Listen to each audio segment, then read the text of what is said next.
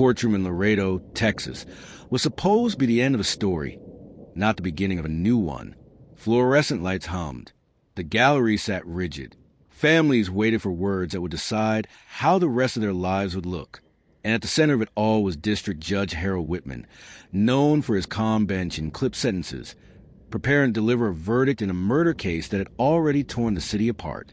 Across the room stood Evan Calder, 19 years old, charged with the stabbing death of a convenience store clerk during a late-night robbery.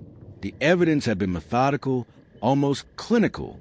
Surveillance footage, blood spatter, a blade recovered from a drainage ditch, text messages that prosecutors said showed intent. The defense argued panic.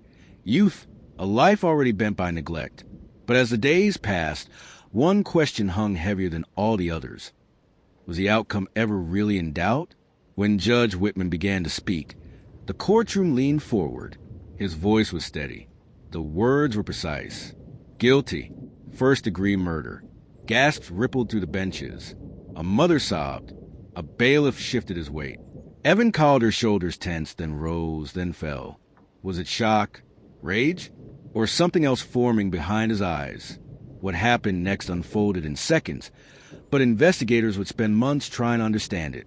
As the judge continued, outlining sentencing considerations, Calder's hands moved, subtle at first, almost invisible.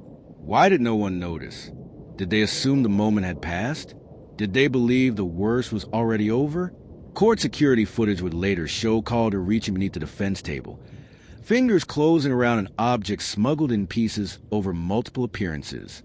A sharpened metal shard, wrapped in cloth, hidden where eyes never lingered. Why bring a weapon into a courtroom? And how did it get past security? The sound that cut through the room wasn't a scream. It was a chair scraping hard against tile. Calder vaulted forward, clearing the rail with shocking speed. Bailiffs reacted, but the distance was small and the intent was unmistakable. Judge Whitman stood, instinctively raising an arm as Calder lunged.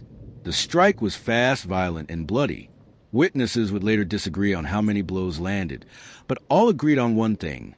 The bench, a symbol of order, became a scene of chaos. Blood splashed across the papers that moments earlier carried the weight of law. A gavel fell to the floor. Someone shouted down. Another voice screamed for help. And in the middle of it all, Judge Whitman staggered back, wounded but still standing. How did he survive? Was it luck, timing, or the split-second intervention of a bailiff who tackled Calder mid-swing? The struggle was brutal. Calder fought, wild and desperate, until he was pinned, cuffed, and dragged from the courtroom. He had turned into a crime scene.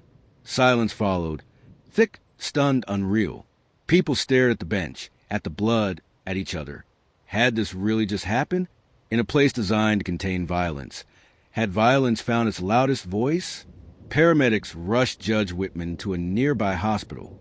The injuries were severe, but not fatal. A cut to the shoulder. A deep gash to the forearm. Surgeons would later say that an inch in either direction could have changed everything. How close did Laredo come to losing a judge on the bench? And what does it say about the thin line between justice delivered and justice attacked? Investigators immediately began asking the questions the public would demand answers to. How did a 19-year-old defendant bypass metal detectors? Was there a failure in protocol, or a flaw no one had considered? Court records revealed Calder had attended multiple hearings, each time testing boundaries, each time learning routines. Was the attack spontaneous, or was it planned from the moment he realized the verdict would not go his way? Then there was the psychology. Friends described Calder as quiet, withdrawn, explosive under pressure. Teachers remembered a kid who shut down when cornered. Was the guilty verdict the trigger? Or was the real breaking point the judge's words about sentencing? Life with the possibility of parole, but only after a decade behind bars? To a teenager, did that sound like no future at all? Prosecutors would later argue the attack was an extension of the original crime, a willingness to use violence when control is lost.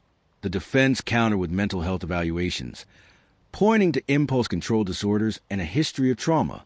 But the public wasn't just watching a legal debate.